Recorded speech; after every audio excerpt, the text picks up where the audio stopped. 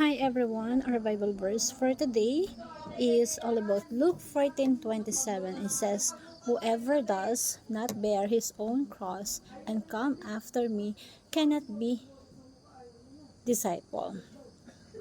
So this verse is part of a warning that Jesus gave us the crowd.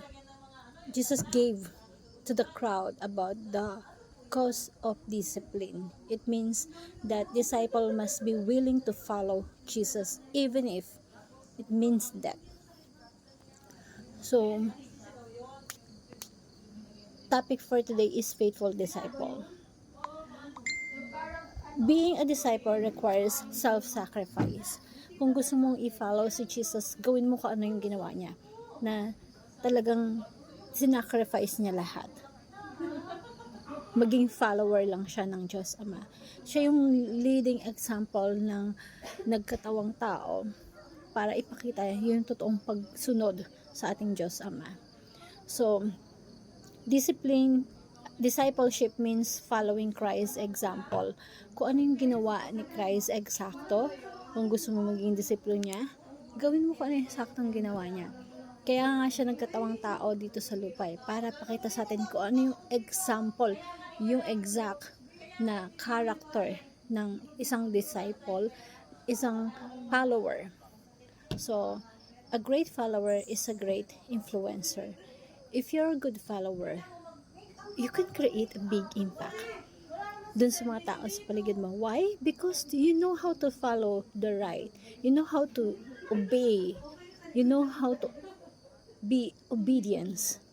And we have to aim for self-sacrifices rather than avoiding it. Because God knows what you can offer for Him.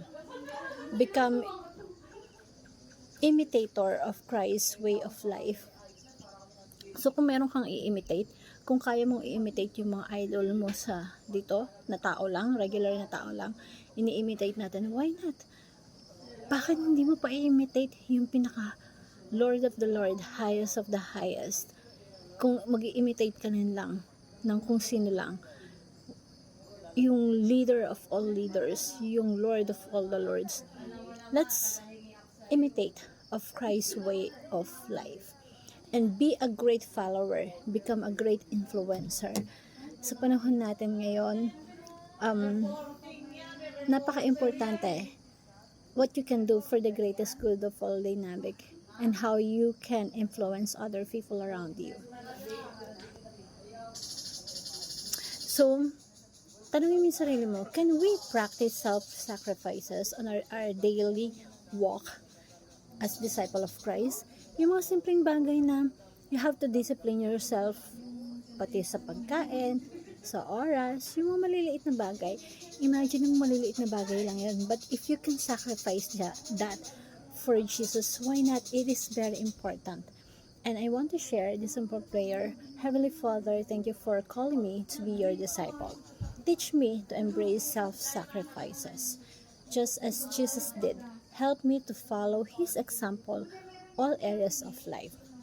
Let my action reflects His love and humility so that others may see Him through me. Lord, I desire to be a faithful follower, knowing that you're true, you can influence others for your glory. Guide me to live in a way that honors you each day. And I pray in Jesus' name, amen. Thank you everyone and God bless.